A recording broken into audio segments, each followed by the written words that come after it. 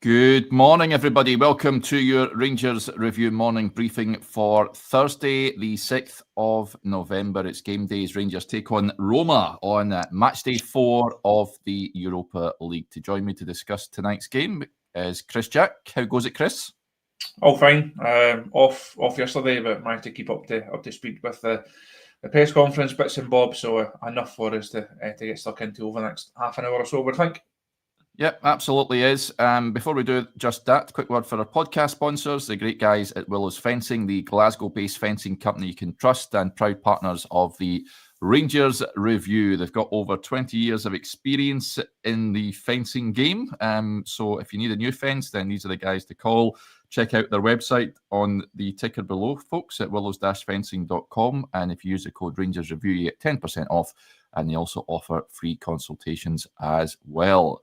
Right, as we look ahead to the game this evening at Ibrox, as we touched on Rangers matchday 4, they've yet to pick up any points, rooted to the bottom of the Europa League table, which is unfamiliar territory, you've got to say. It's a competition that Rangers have done well in recent seasons. So it's been a pretty disastrous start, which sort of ties into the whole season so far. But it's an opportunity tonight. I've said it before, it has to be a victory for Rangers if they are to have a bit of a fighting chance of making it into at least the playoff round come the new year. But yeah, it's going to be a difficult task up against a Roma side who are just a point off the top in Serie A, albeit they have lost their previous 2 Europa League fixtures at home, no less, as well, and they're also missing key personnel heading into this one. We're going to bring our teams up in a moment, Chris, how we think Rangers will line up, or how we, if we were in Danny Rohl's shoes, how we would line Rangers up. But have they got a chance tonight, do you think? I think they've got a chance, definitely, but it's like a weird, it feels like a strange build-up. Now, this should have been one of those great nights under the lights, a big European night, big atmosphere, big performance, and hopefully a big result. It doesn't quite feel like that. Dens Park on Sunday is the more important game. Rangers, they've been so poor in this competition so far. Even if they were to win tonight, I think they've left themselves with far too much to do in terms of qualification. So it feels a bit of a strange game, to be honest. Interested to see what the Ibrox crowd is like, both in terms of number and noise. But it's a chance for Rangers to get what would be still not a big result in terms of qualification in the table. But if you can go and beat a side of Roma's quality, as you say, they're doing really well in their own domestic league. If you can go and beat them, it should give you a bit of confidence and a wee bit of momentum to then head into Sunday. If you can then win on Sunday, that then puts everybody in a slightly more chipper mood heading into this international break. Thankfully, the last one of the calendar year, and you can then look to come out of that with a couple of good results and performances under your belt, and you've kind of moved a wee bit to kind of banishing what we've had to go through over the last few days after Hampden. So I don't think it's a big game in terms of Europa League ambitions, but in the bigger picture and the season and for the manager and the squad, it certainly carries its own significance, because winning games can never be a bad thing. Yep, most certainly. And but it'd be good to get a victory tonight. That would certainly help matters, because people are just a bit despondent at this point in time. I think that's fair to say. Let's before we crack on with our teams, let's hear from the Roma boss, who was carrying out his press conference at Ibrox last night. He's a former Atalanta boss, Juan Piero Gasperini. He's been in charge since the summer. This is what he said about facing Rangers at Ibrox. As always, when you come to places here, it's very difficult. It's going to be very boisterous atmosphere against a very dynamic squad. We saw the last 2 games when since they've changed manager. They've been 2 great games, so we expect We expect a very, very difficult game. We have to play really, really well if we want to get a good result. There you go. He's got a very good Scottish accent there, Gasperini. I didn't expect that. So there you go. That is what he had to say about the prospect of playing Rangers tonight. Interestingly seen that Claudio Ranieri was at Ibrox as well. Blair was down there, spotted Claudio. Hopefully he's not dishing out pizza to the Roma players after tonight. And they're sulking, heading back to Italy. But yeah, let's discuss our lineups then, Chris. This is your team that you would put out to start the game this evening. So you've got a 3-4-3 as Daniel has been playing since coming in. Now, interestingly, those that will be tuning in will notice a name that is a bit unfamiliar in the back line there. So you've got Butland in goal, back three. Fernandez, Suter, Cornelius, with Tav and Magoma either side of Raskin and Barron, Gassama and Diamandi supporting Danilo up top. I think that's how, when you sent me your team, how you'd like it to be lining up. If I've made an error there, then please let me know. But explain your starting 11. It's just names on a page at this stage, isn't it? Because you've got no idea what Rangers side is going to turn up. I think we'll see Diamandi if he wants to play in that role. I wouldn't have him playing wide left. He plays narrower than that. I went for him there ahead of Conor Barron, ahead of Tello Asgard. Sorry, because Asgard for me has not been at it. You look at Mikey Moore, I think on form, looks like he could start, but do you save him as an option off the bench? I thought it was really impressive when he came off the bench against Celtic at the weekend. So that's why he doesn't get the start for me. Fernandez is also the one that you gave me a hard time for in our group chat last night. I was just that scunnered with that's Rodriguez's performance at the weekend. I don't see how you can put him back in. At some point, we need to know what Fernandez is like. We need to know if he's any good. We need to know if he's at the level. We're only going to find out by playing him. He's clearly available. He's good to go. At some point, you have to give him a game. And if he is going to come in and make a mistake, I'd rather he made it tonight than he makes it on Sunday. Because as we touched on at the top of the show, Rangers don't win on Sunday. You can forget anything about the Premiership title this season. If they don't win tonight, they do win tonight. I don't see it making a massive difference. So I think this feels like a night where you could potentially bring him in. But if it is Giga, it would be no surprise if it is. And Danny Rohl maybe thinks that Giga could do with another game, maybe try and get that weekend performance out his system. But I've not been overly impressed, and it kind of sums up the state of the centre half options that you're stuck with, Fernandez or Giga, and I don't think there's a standout option between the two of them.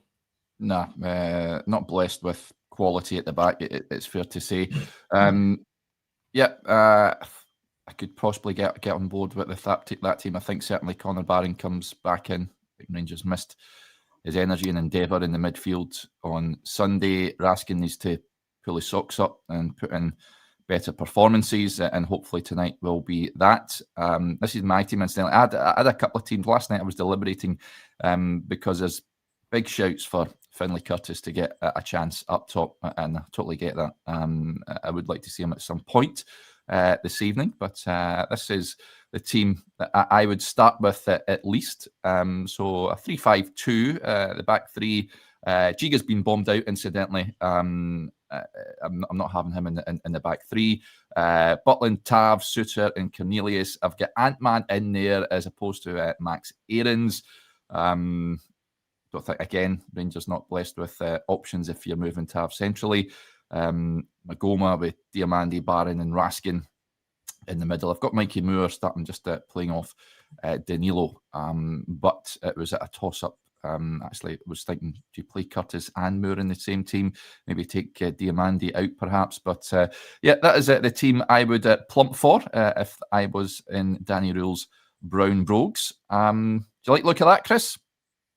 Are you going full Walter tonight? Are you going for just going for a shut up shop job and try and catch something on the break? Why Ant-Man over Gassama?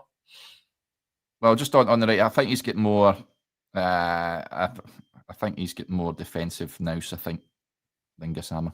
I may be very, very much wrong. I mean, it's not his natural position, of course, but if you're moving Tav from there, it's you'd look at Aarons, but I've just been pretty unimpressed with Max Aarons so far. Ant-Man would give you an out ball to bomb up that right-hand flank. Tav the insurance policy, perhaps. Similarly with Magoma, I don't think defensively he's all there, but he's got Cornelius as the backup option. So, yeah, listen, it's not ideal, but that is what the route I would go down.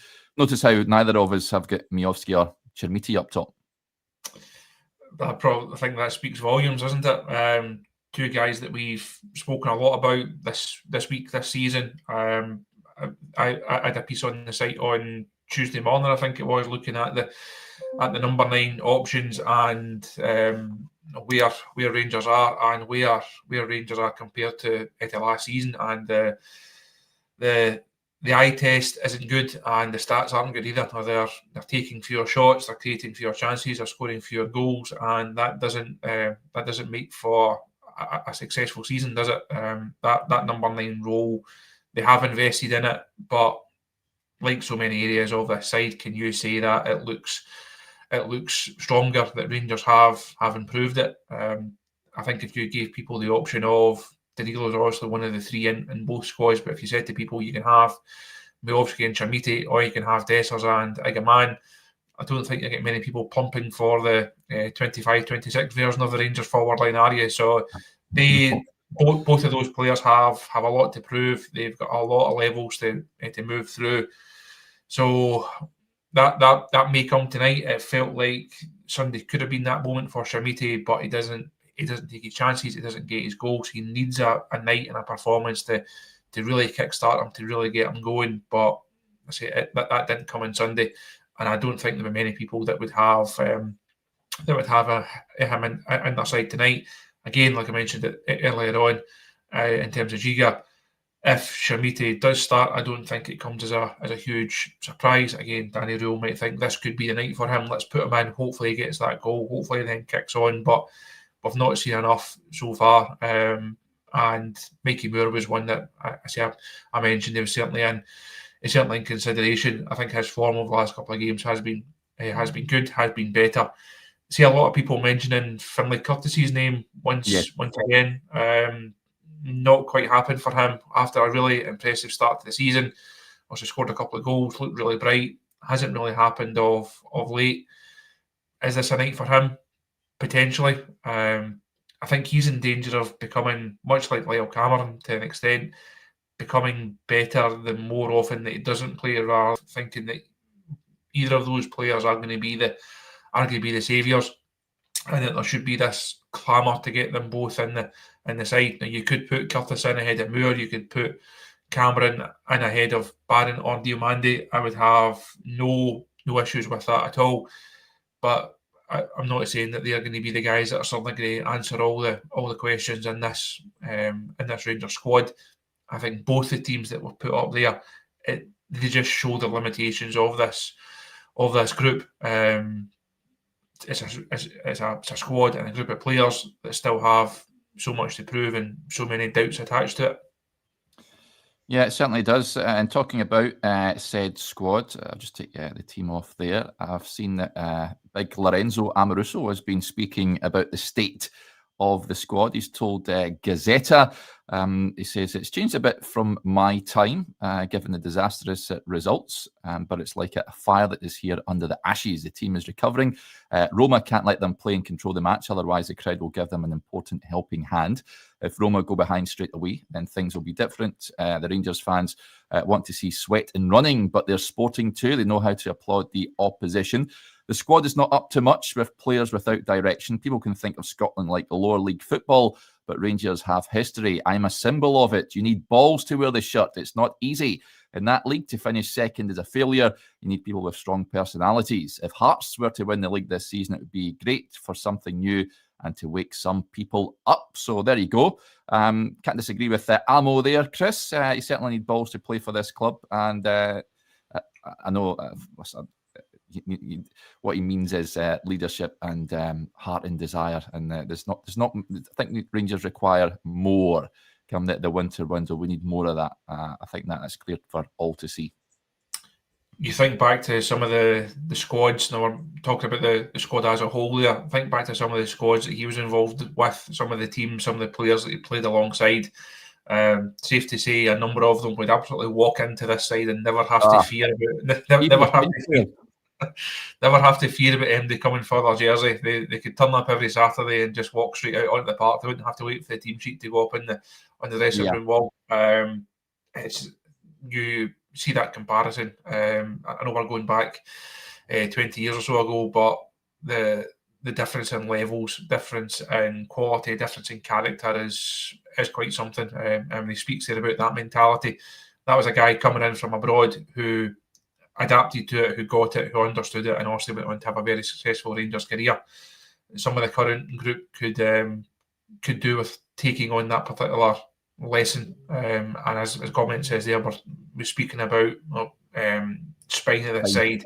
Yeah, it's just not there, is it? And we're just looking for so much more, and that's something I think we touched on a show the other day. By the time we get to the January window, it will be here before we know it. For good or for bad, but it will be here soon, and Rangers have to find a way of adding a bit of character into that group, because that's an accusation that's been levelled at this squad and a number of these players for quite some time this season and in previous seasons. So definitely something that they have to try and address. But that's if you're going to look back at Amo's time and some of the guys in those squads, it's night and day compared to what we've seen, not just this season, but over the last couple of seasons. Yeah, when he signed, he was part of that Italian contingent, if you remember, folks, back when Rangers were going for the 10, and they fell short in the end. But Amo got injured for much of that season. If you remember, he came back. Was it the Scottish Cup semi Parkhead when Gordon Petric went off injured and he made his debut? But I'm just going to run through the squad very quickly, and I think I'm just looking at it. I think every one of these players walks into the current Rangers team. Goram, Niemi, Snilders were the goalies. Bjorkland, Gary Boland, even he would take that position at left wing back, no bother at all. Alec Cleland, Richard Goff, Craig Moore, Petric, Parini, Amoruso, Stensas, Tern, used to play for Rangers bottom from Roma back in the day.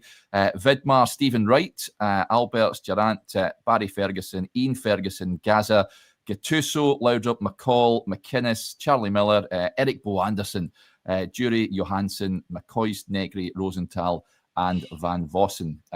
All those walk into that Rangers team, Chris, do they not?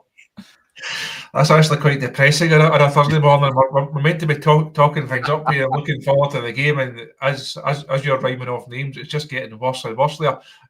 Perhaps the only one is Van Vossen. I think we've probably had a fill of strikers that miss chances. He was a top player, though. I nail my colours to the mast. That miss at Parkhead will haunt him for his Rangers career. He produced some top performances low in the Rangers jersey, but it's overshadowed by that miss at Parkhead. There you go.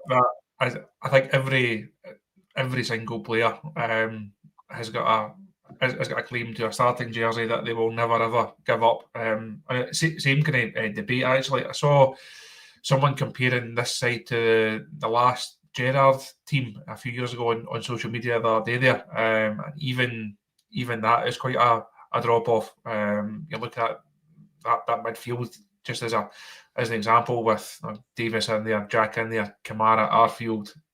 I mean, you're meant to be getting. You're meant to be improving the point I made in that piece on the site at the start of the week is that you want to get into every transfer window and improve on what you've had. There's quite a regression there from the final days of Steven Gerrard, and also what Gio then inherited and got to and got to the European final. But it shows the importance of recruitment. It shows if you get your recruitment right, then anything is possible. If you get your recruitment wrong, then you end up in a very slippery slope, and that's what a number of these players have still got to prove. Now they all speak about why they signed for Rangers and big nights like this and a chance to go and win medals, and they speak about the history and the former players. Well, it's time they started living up to their own billing. Tonight would be a start, but there's so much more for them to go and hopefully achieve, and time will tell if they're capable of it or not. Yep. Let's get on to there's an interesting point that has been raised just on the atmosphere. You sort of touched on it a little earlier on. Bluebell gets in touch, says a lot of tickets for sale on social media. Can't see it being close to a full house. And a point from Chris, who gets in touch. He says, I never understand clubs on nights like this.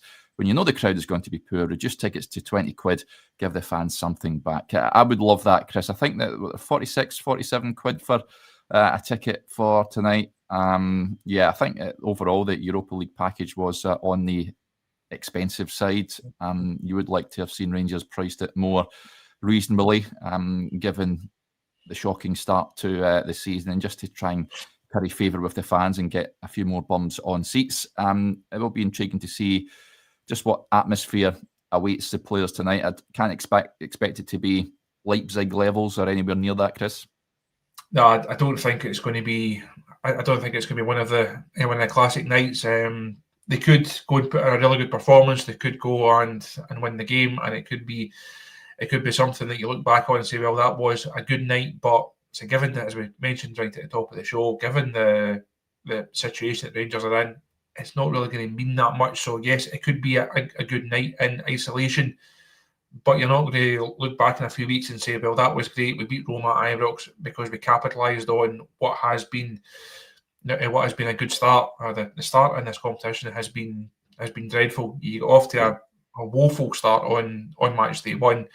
Obviously, going into that on the back of the Champions League, humbling, humiliation, whatever you want to call it. So you go into Europa League on a bit of a downer. You get off to a dreadful start and a game that you have to be winning, you should be winning, and you then have the two away games and you're nowhere near good enough. So it's taken all the sting out what could have been a really good night, because I think we said right at the start of this campaign, you can almost like map out how a campaign has to go for you to qualify. You need to win your first home game. They didn't. You then need to pick up results against weaker sides, and sides that previous Rangers teams would have gone away from home and dispatched, and they couldn't do that. So you then go into match day 4 and you're all but done, you're all but out. For Rangers to be sitting bottom of that table is really, really poor. Is nowhere near good enough. I don't think they'll be sitting bottom of it come the end of it, hopefully. But I don't think we'll be heading into match day 8. I remember that game at Ibrox last year, and there was about 19 different results that had to go their way. So many different permutations in terms of results and goals scored, and all manner of things had to unfold, and it did. I don't think we'll be heading into that with a similar sense of optimism. But as I mentioned earlier on, I don't think it will be a big night in terms of the Europa League campaign.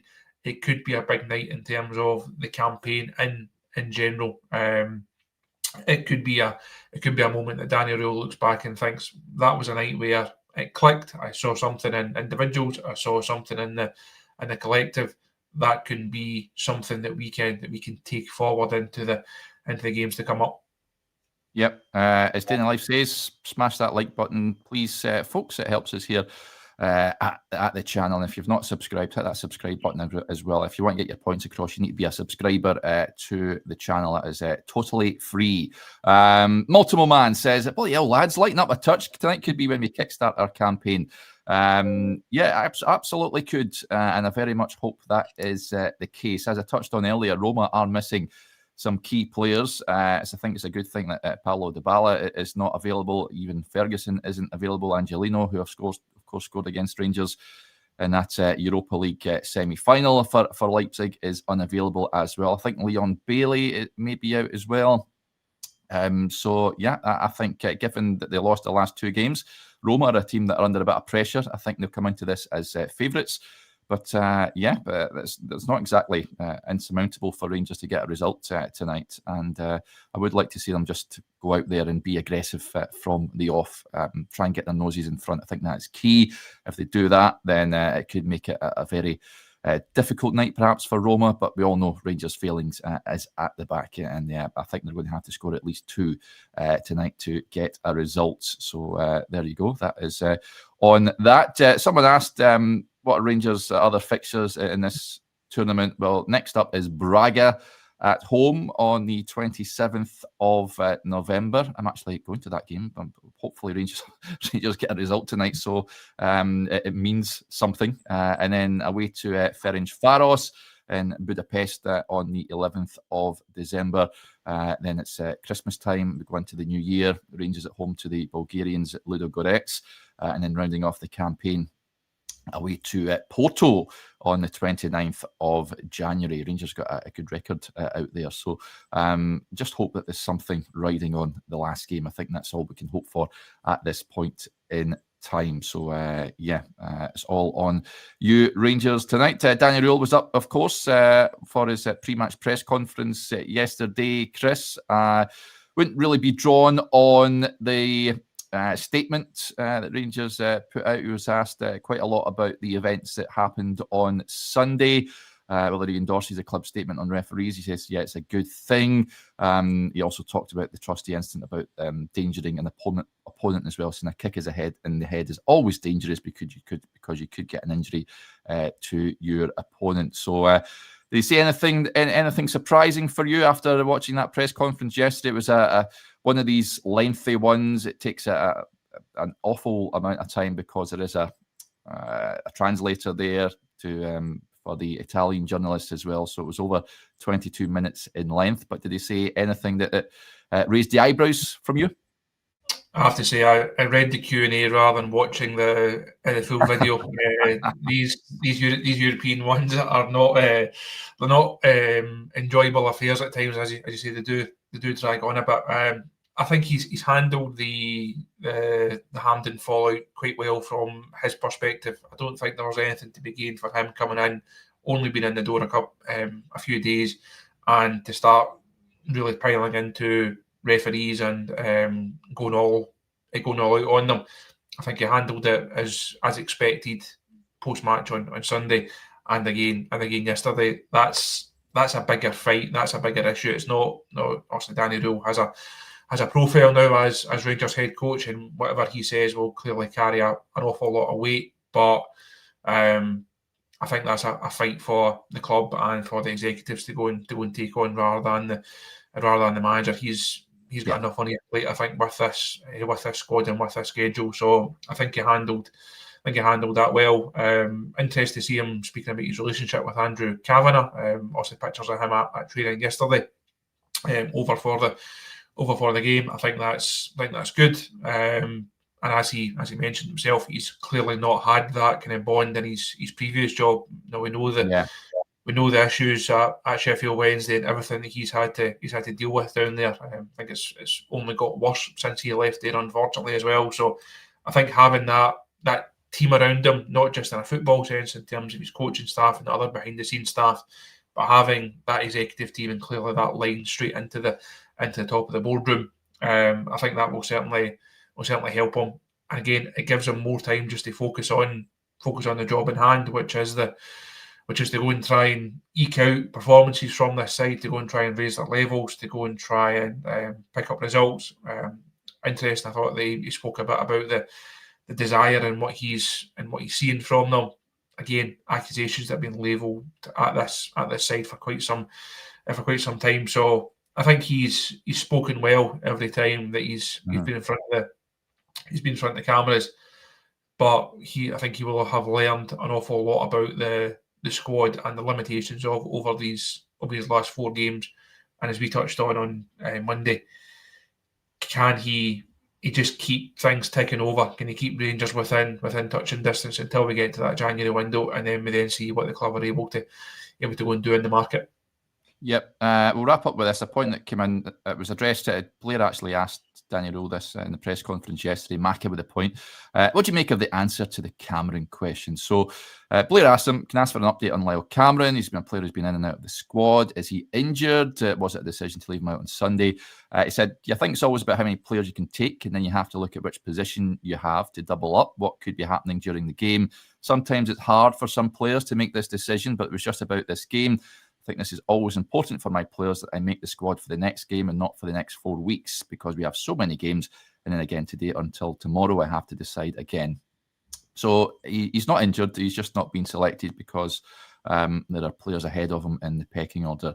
I would like to see more of him. I've got to say, I've been pretty happy with his performances when he was in the team before he got injured initially. Scored that goal over against Pilsen, of course, which proved to be a crucial one. And yeah, just not fancied at this point in time. Chris, I don't think we will see him tonight. Chance on Sunday against his former club, maybe? It feels like a good afternoon for him. He's just seems to have fallen down the pecking order a wee bit. I get why people are not banging the drum as such, but why they're asking where he is. He actually sat just along from myself and Blair at Hampden on Sunday. The guys that weren't in the Rangers squad come up and sat at the back of the technical area alongside Bailey Rice and Nadine Bayrami. Again, other guys who have just fallen out completely fallen out the picture. It's hard to see where they get their game time. I think people will look at Joe Rothwell and say, well, why is Rothwell in the squad but Cameron isn't? Clearly just a manager decision. I think the injury that Cameron picked up came at a really bad time, perhaps set him back a couple of weeks. It's then been a difficult time all round for the club. It's then hard to try and force your way back in. I hope he gets another chance. I think he will get another chance. But is he going to be the answer for Rangers? I don't think so. But does he have a part to play as a squad player? I think he does. So I'd imagine he'll be in the squad tonight. Obviously, these enhanced European squads, they put almost everybody on the team sheet apart from me and Josh, I think. So I would imagine he'll be in the group tonight, and it then just depends how the game unfolds and whether he gets some game time or not. Yep. Right, folks, that'll do us there. Big thank you to Chris and to you all for tuning in to the show. Just a heads up, we will be back later on when the teams drop from Ibrox, so join us for that. And then we'll be live just shortly after the full-time whistle as well. Enjoy your Thursday, whatever you're doing. If you're heading to the game, then I hope it's a very much enjoyable trip for you. And yeah, we'll chat again soon. Bye for now.